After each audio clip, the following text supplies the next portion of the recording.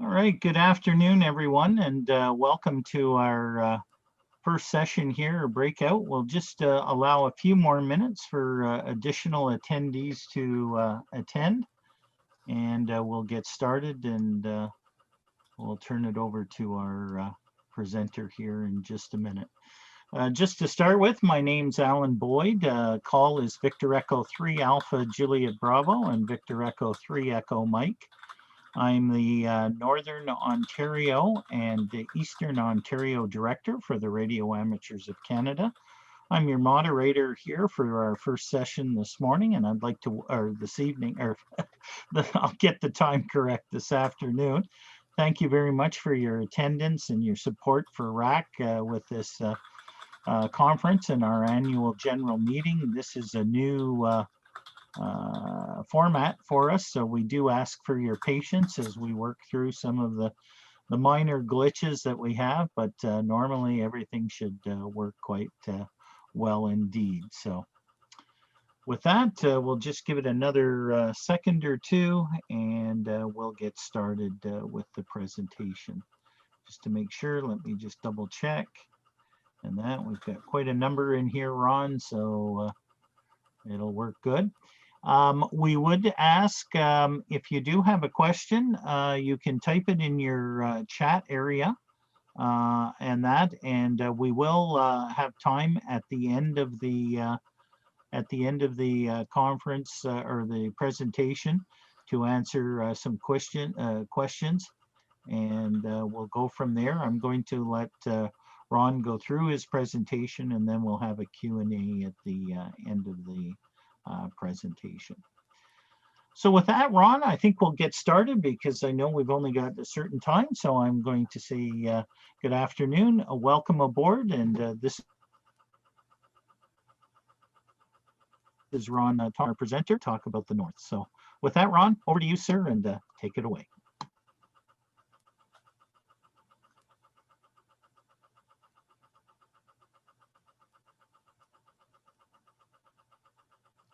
Are you hearing me, Ron? Oh, yeah. Yeah, I can hear you. I thought you were going to queue up the video. Oh, I could. So you want the video to go right away first. Okay, not a problem. Wasn't. Oh, okay. I thought you were just going to say a few words first, but that's fine. Nothing. This is this is my first attempt at doing this, so I do invite some feedback to it. I don't know if we'll ever do this again, maybe. So yeah, I'll look forward to the Q&A. Okay, very good. Stand by. Let me just cue this up for everyone here, and we'll go from there. Go here, share the presentation, and okay, just give me 2 seconds, and I bear with everyone here too. I'm just trying to make sure we get this on here. And we're here. Okay, that should now come up on my screen. And share screen. Let me try this. It's not showing up on my screen for some reason. Just give me 2 seconds, please.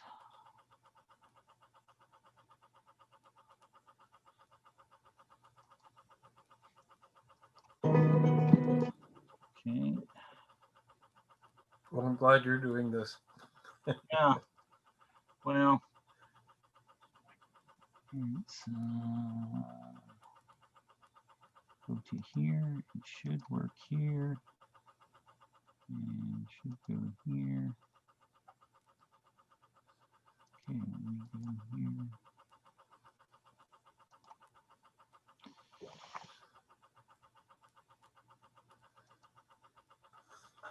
Okay, here we go. Sorry about that. All right. So everybody seeing that? You seeing that, Ron? It's quite small and, yeah, and unreadable. Yeah.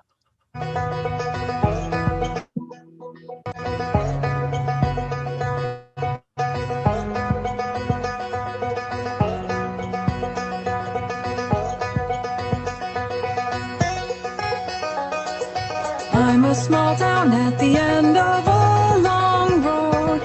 No one comes here but the ones who call me home.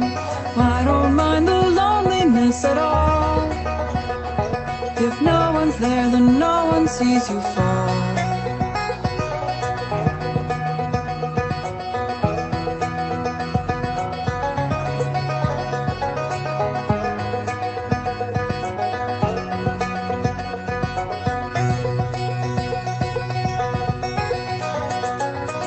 Dust collects on streets where no one walks, and the safest place to stand is on the old gray rocks. Small towns either grow or get passed on, 'cause no one can stay small for very long. And it's hard to find a stranger's face, even when all you see is their eyes. 'Cause you're both content in your small town place that's bigger than you both realize.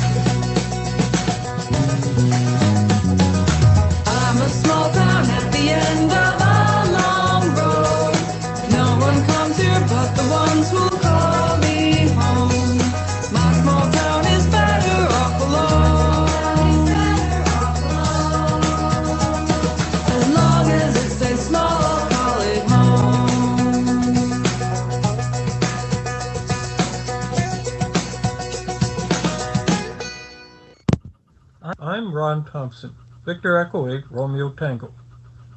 Back in 1970, my dad, Ken Thompson, Victor Echo 3, Echo Hotel Tango, who became a Silent Key in 2011, took the amateur radio courses offered by the Peel Amateur Radio Society, which at the time met at the EMO building in Snellgrove, north of Brampton, Ontario.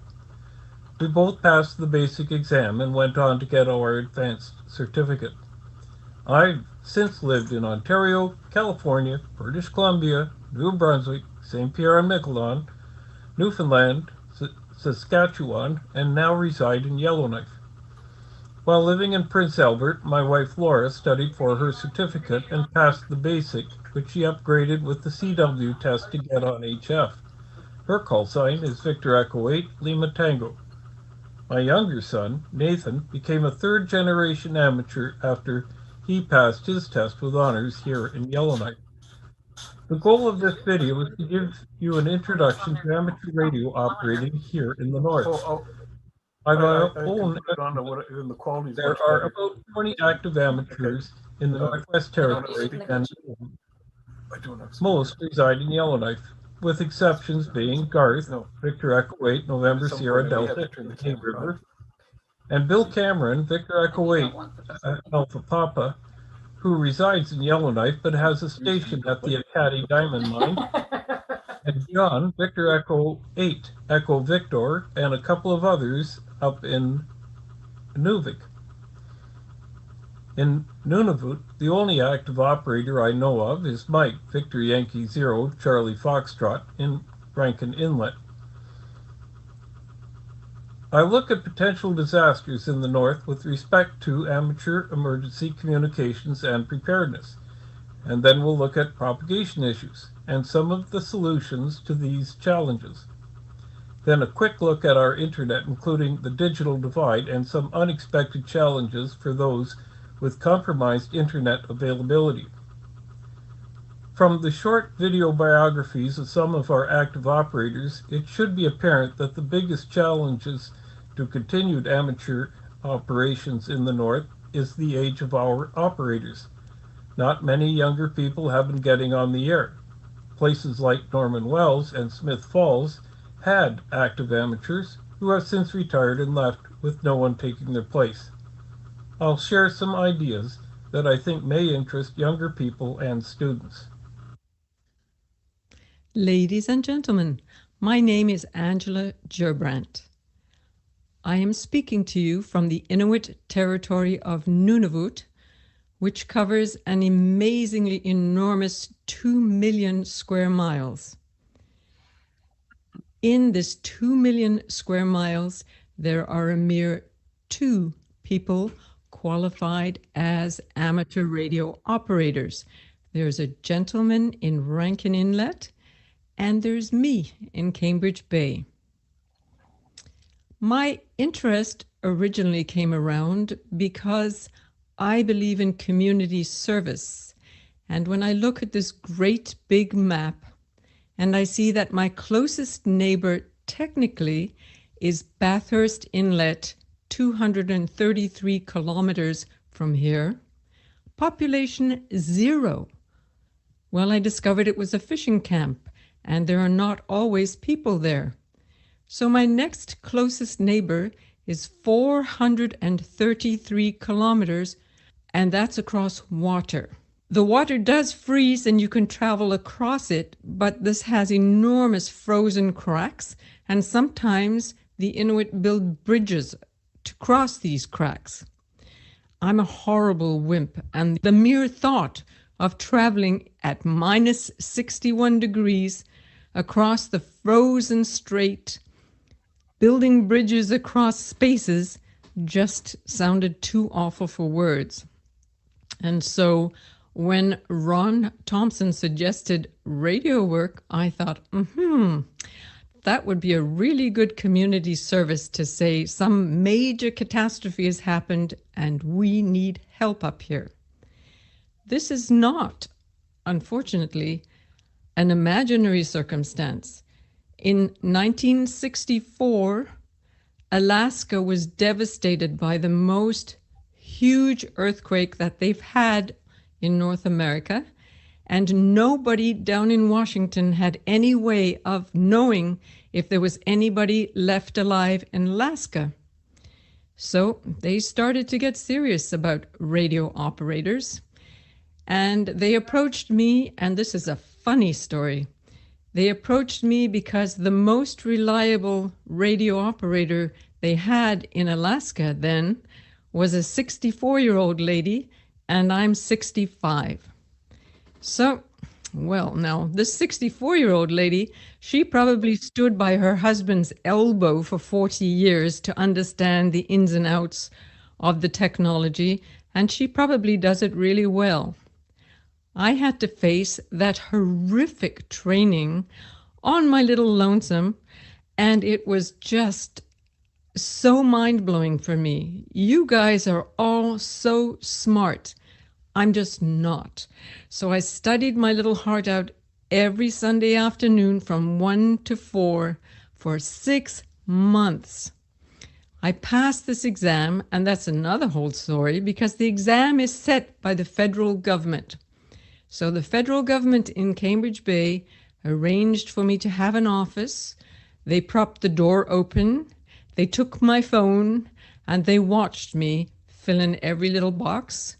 Then they sent my exam as written through the internet to Iqaluit, to Ottawa, pardon me. They sent it to Ottawa to be marked, and they destroyed my original copy. Well, I live up here and I know how often the internet loses stuff from here. So I was a nervous wreck until they came back and said I'd actually passed with a 77 mark.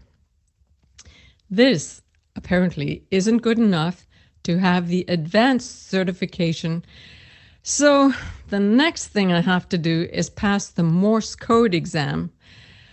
which I'm telling you folks is also hard for me because I have a tin ear. So I want you to know that dedication is part of this program. The next person that you invite to join your very special group of people had better know how to sing, hum, keep the music, drum, whatever it is, because this part is also very difficult for me. But I'm determined, and I have very kind people supporting me. So I think you can look forward to, in the year 2021, to my call sign is Victor Yankee, 0 Yankee Lima. And I should be up and running then and ready to take your calls. But let me tell you before then a few things about Nunavut you might like to consider. Nunavut is a very special place. I thoroughly enjoy living here. It's peaceful, it's quiet, it's magnificent in its remoteness. And this is how remote it is.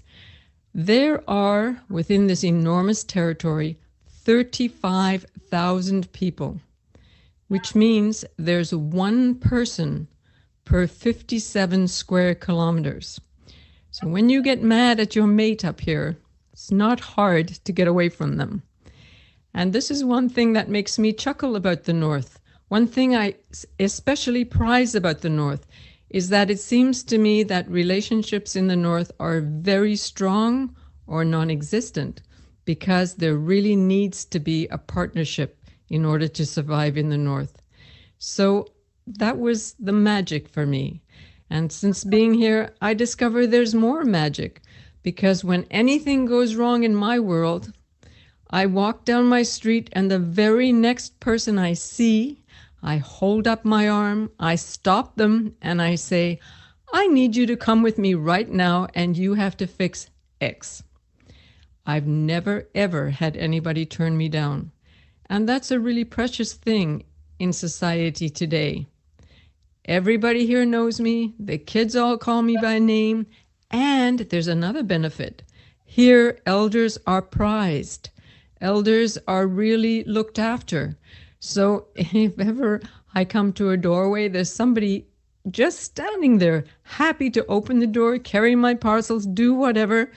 And it's just so special to be appreciated just for your age.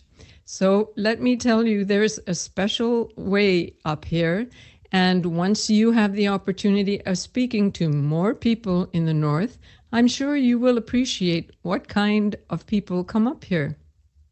We are a little bit adventurous. We are absolutely survivors. We're also still pioneers because lots of things don't work as they normally do down south, we call it, in Canada. For example, I have a septic system that is emptied twice a week. I have water brought to my home twice a week. So that is a job that I wouldn't like to have. At minus 61, I still get water delivery and I still get septic pickup. So let me tell you, I admire the people here just as they are kind to me. It's a good way to live. It's a great way to live. And in many circumstances recently, I've wondered whether the Inuit don't have something valuable to share with us. I find, for example, that they don't have stuffed closets full of clothes. They have one or two items, and that makes it really easy. If you're looking for somebody, you go to the post office and you say, "Excuse me, I'm looking for so-and-so." And they say, "Oh, look for the purple coat with the blue hat and the green boots." That's easy. I can find that person. And so it continues. It's just a very lovely community with great people, and I do hope that we are able to convince more people to become radio operators and that you'll enjoy them as much as I do. Thank you so much for giving me the opportunity to make this appeal to you that Canada includes the North. The North is a very valuable piece of Canada, and if we would know these people better, we would appreciate them a lot more. Only 1 in 100 people ever visit the North from Canada. So let's add to that statistic as well. You make friends through the radio and come and visit. Thank you so much. Thank you for this time. At this point, I will give my opinion on how exams are invigilated. Industry Canada has allowed any accredited examiner to invigilate by video link the exams online for anyone in any region who has video conferencing capability. This is less likely to be the case in the North, on the other side of the digital divide, where high-speed internet access isn't as available. The online method relies on the candidate's honesty, as the examiner cannot see what is going on behind the camera. This strongly contrasts with Angela's experience. The candidate, who had self-studied without the help of a mentor, club, or much online training material, wrote the exam without the benefit of being able to ask anyone to clarify a question. This could be a serious problem where the candidate's first language is not English or French. I have two recommendations. First, a candidate who takes the exam under similar conditions should have access to someone familiar with the material by phone to help clarify questions. Second, anyone who takes the exam under similar conditions in an isolated area should not be limited to VHF and up operation only in an area where, apart from satellites and 6-meter openings, has no one to communicate with. Allow them on HF as though they had the honors or 5-word per minute certificates. This is my opinion. Hi, this is Mike, VY0CF.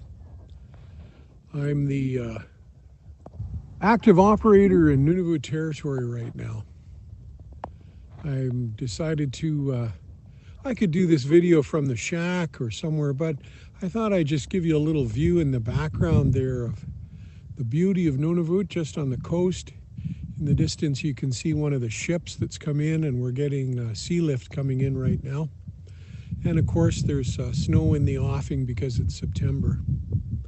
I usually operate at the Diane River. I have a cabin there on solar between May and October, and I run a Yaesu 857D, and I use QRP, the KX3, and the 817ND as well too down there. I like to operate portable. I like to operate CW most of the time. I've been a ham since 1967, so 50 plus years in that, and have enjoyed the hobby immensely. I've tried some of the newer digital, but to be honest, single sideband and CW seems to be where it is. I've been in the territory since the mid-1970s, and I was VE8 Alpha Juliet. And when we became Nunavut, I became VY0 Charlie Fox. That's completely frozen after the old chosen frozen network. I thought that was such a great call. Some of the challenges of operating in the north, there's not that many, to be honest. It's just the winter is pretty bitter, and if you have to fix your antenna, that's not a nice job at all. But I've had two antennas over the years that I would recommend, the Cushcraft A3. Wow, took a beating and kept on going. And the Gem Quad, believe it or not, the 2-element Gem Quad, I really enjoyed that. Some super DX from both of those. I'm just running a wire antenna right now. At the river, I'm running a Wyndham 40 to 6 meters. I often operate VY0 RAC, and that's really quite a privilege in the Christmas and Canada Day, and I hope to continue to do that. Also, the contests I like are the ARRL, Fall, and Field Day, of course. Been involved in Field Day since I was 15 years old. So thanks very much. Good to see you. 73 from Victor Yankee Zero, Chosen Frozen.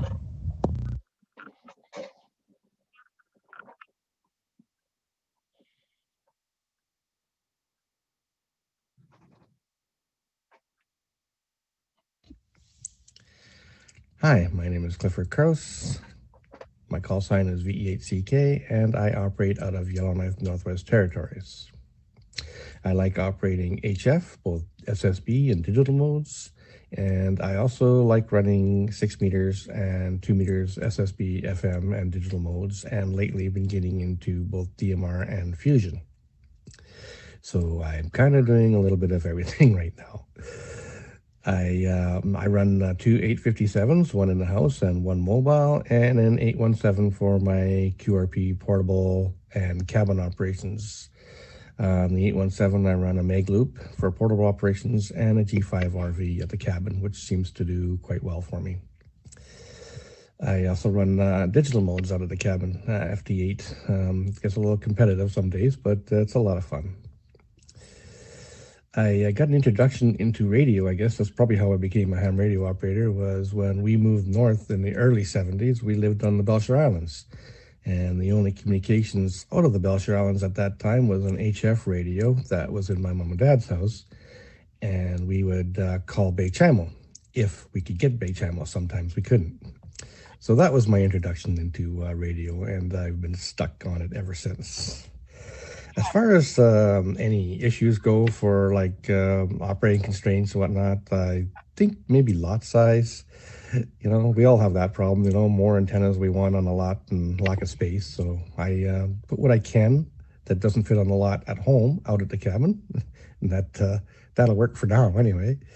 I love operating mobile as well. So trying to figure out some different mobile antennas that work well for us in the north. Cold temperatures really affect certain antennas. That's about it. I look forward to making many more communication contacts with you guys, and I am learning every day. So that's what this hobby is about to me. Thank you.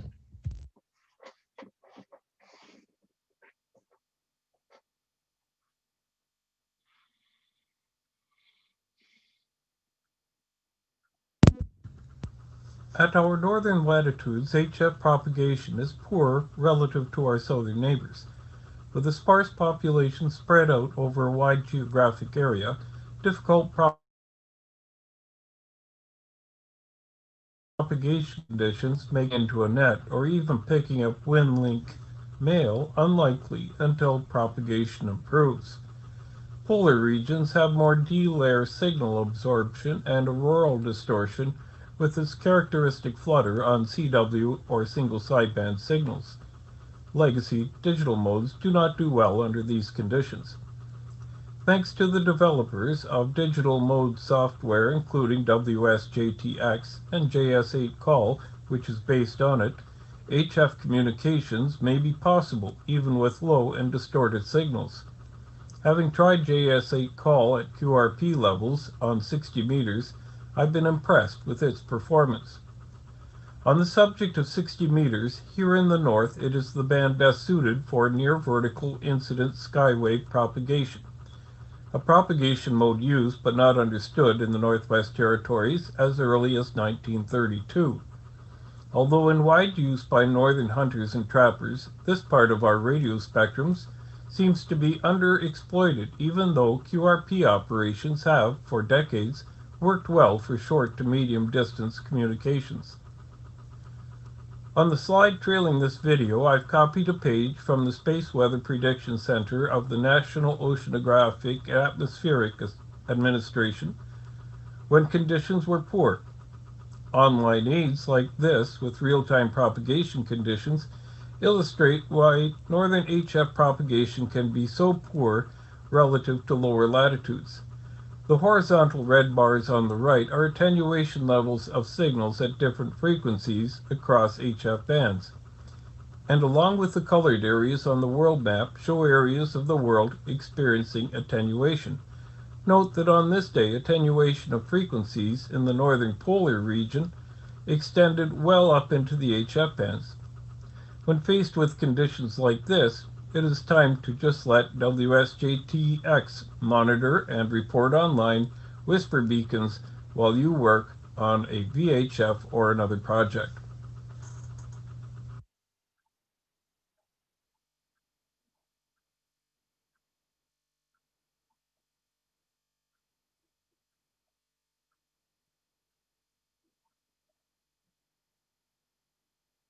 The following clip is by James Pugsley of Astronomy North here in Yellowknife.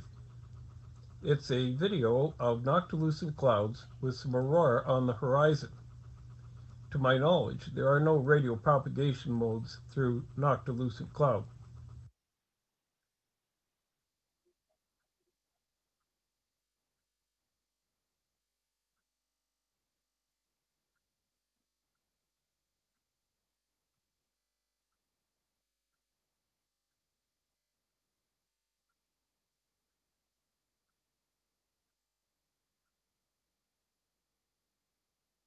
Now I'd like to move on to the problems we experience up here with the internet.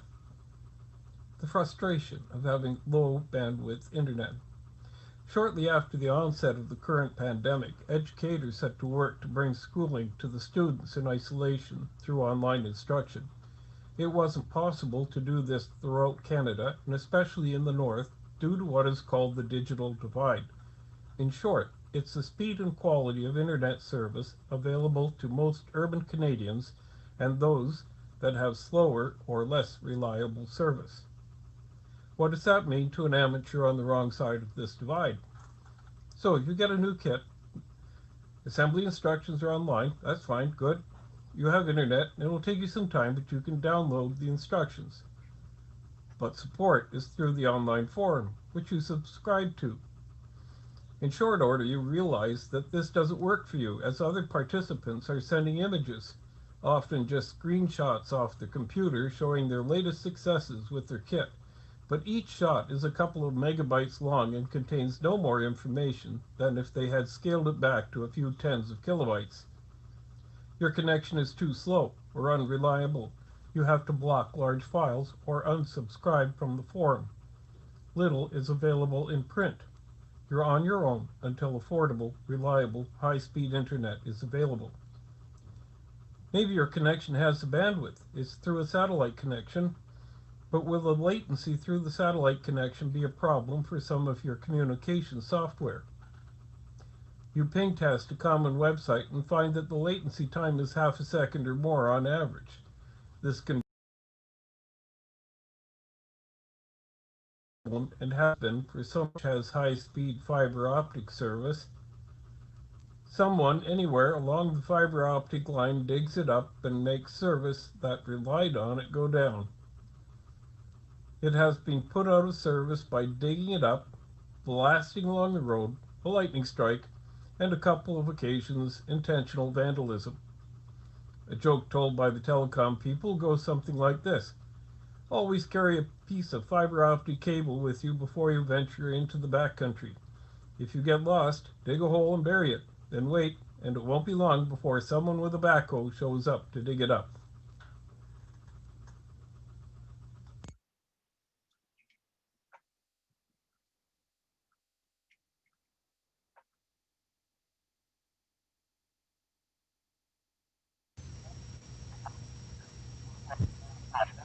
Amateur satellites offer long-distance communications less affected by ionospheric conditions.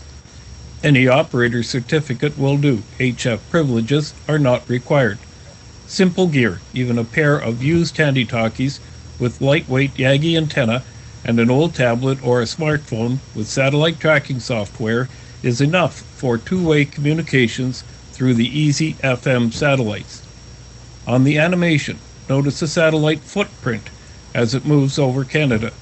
The footprint is large enough to connect most northern stations with a major city in Canada and with each other. There is little, if any, traffic through the satellite during this part of its pass. It's an untapped resource.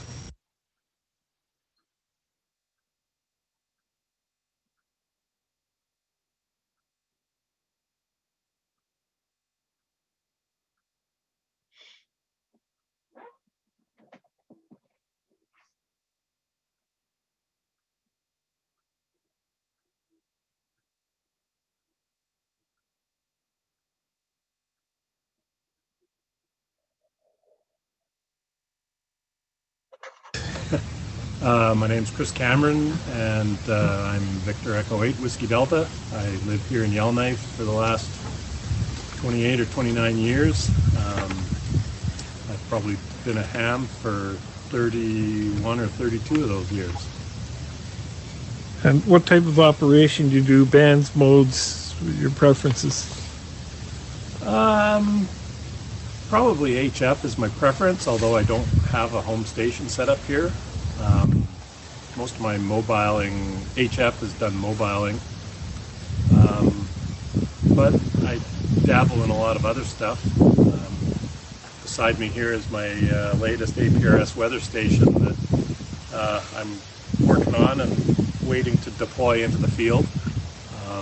It'll be the second of 2 that I have running up here. I also play around with 6 meters, and I run the V8 Whiskey Delta 6 meter beacon. Do contests activate grid squares, things like Parks on the Air, Field Day, RAC contests? I really like the RAC contests. Those are my 2 favorite contests, mainly because they seem to be a little less pressure than the big contests, and quite a bit friendlier, and there's always time to have a chat with the people you're contesting with. And I can see by what you're next to, my next question was, do you make things, kits, antenna projects, beacons, whisper, other? Yes and no. We assemble antennas and make what we need to make. Like the weather station I'm sitting here next to, I built the cabinet and the shelving inside and sort of assembled things. I don't do as much kit building as I used to, but that's okay. I'm on to other things. Are there projects that you would like to do that you can't do now, or? I think any project I set my mind to is based on what I can accomplish. So at the moment, I think any projects I have in my mind now are accomplishable. They're just trying to find the time. And what do you find as a challenge to operating here? I've got quite a few things on my list. What would you like to do? Personally, for me, the biggest challenge of HF radio and amateur radio in general up here is space. We do not have access to rural locations, and generally our lot sizes are fairly small. So for me, that's the biggest challenge is just because of the way our conditions are up here. It would be nice to put up some bigger hardware and run higher power, but GNWT doesn't make land all that easily accessible for purchase up here. And are you planning to stay here, or after you retire, you thinking of leaving? So far I'm planning to stay. The summers are beautiful if I can get out a couple months out of the year during the winter time and during the dark hours. I think Yellowknife's a pretty nice place to live. It's small. I'm only 7 minutes walk to work. And are you active in the community? You volunteer, do other things besides amateur radio? I volunteer for a few things, but usually it's amateur radio related. We do the ski. We volunteer at the ski loppet, and I also run sweeper for a bunch of cyclists that go down to Hay River every year, and that necessarily isn't amateur radio related, but it does give me plenty of opportunity to play around with HF mobiling and that sort of thing. And if you reach the point where you're no longer operating due to retirement or something else, what do you see as to who might fill the gap that you'd leave? Are we doing things to bring in new amateurs, train youth? I think it's a very tough sell. the convenience of cell phones and Netflix and technology, I don't think we're doing enough, and I'm not sure where amateur radio in the north is going to go. The Yellowknife Amateur Radio Society has licensed quite a few amateurs, but they don't really become active, so I think there's probably some work to do there. But it's definitely going to need a lot of work because new technology is pretty tough to compete with. And you belong to a club, RAC, other groups? Well, I'm a member of the Yellowknife Amateur Radio Society for probably the last 25 years. I guess I've been president of it for probably 10 of those years, or maybe 12 of those years.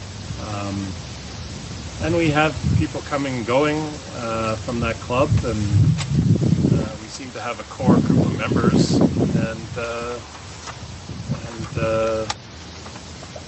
a little bit of churn, but it sort of stays pretty constant. Anything else you'd like to add tonight? No, I don't think so.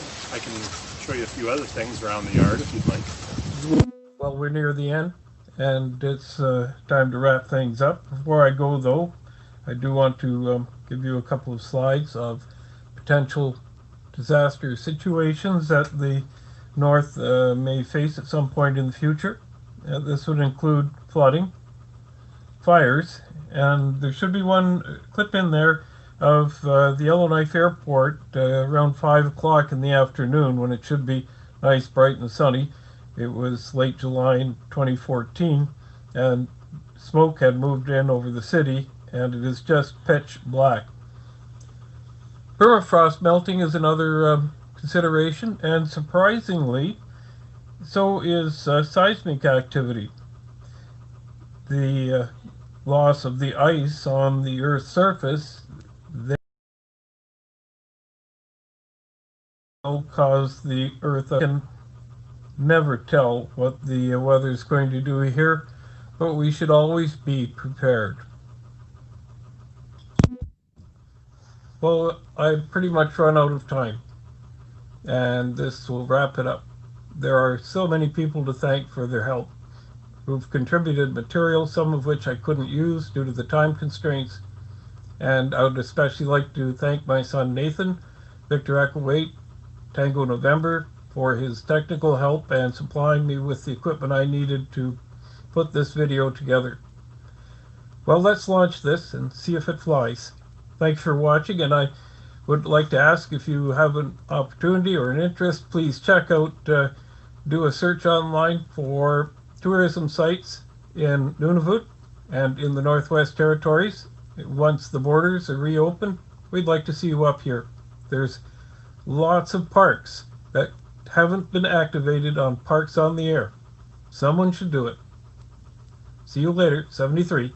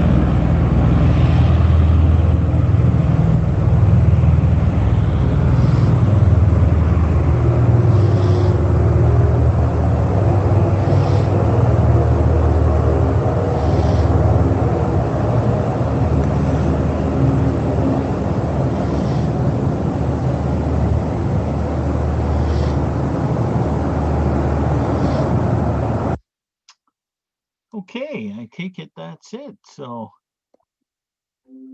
wonderful. Thank you. That was a wonderful video, Ron. I'm going to open it up for questions here and go from there. Alan, Marcel here. Yes, go ahead, Marcel. I'm just letting you know you've only got about 2-3 minutes if you I could realize that. start wrapping it up because and the account will just drop out under you, I'm afraid.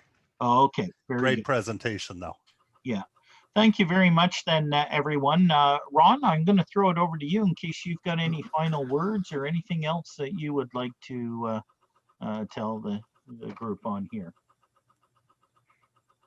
Okay, I'm not on the screen, but you can hear me all right? I can, yeah, you're coming through Oh, okay, loud and great. clear, and I see you fine. Okay, yeah, I'm not showing up on, but that's fine. What I do want to say is we're out of time. You can email me if you have questions or comments. I do look forward to feedback. I do want to say that the choppy and pixelated video is not in the original, which was done at 720 by 480. I do not know if RAC will make that available online sometime in a higher definition form. My email address is Victor Echo 8 Romeo Tango at yknwt.ca, and I will try to respond to any questions. I didn't get to all the stuff on the Q&A. I really appreciate hearing from the people who used to live up here, and I really wish we still had you. We've got a dearth. We've absolute need for more people up here, and I want to reach out to the Indigenous and First Nations community so that we can have the amateur population spread out, not just here in Yellowknife. And that's my comments, I think. Yeah. Okay, wonderful, Ron. Well, thank you so much for that presentation. The challenges that you face in the north are definitely amazing. I've got one quick question. Have you ever met Buffalo Bill? From I saw the plane take off. We used to watch his shows there. Airport there. So. Wrong Buffalo. It's Buffalo Joe.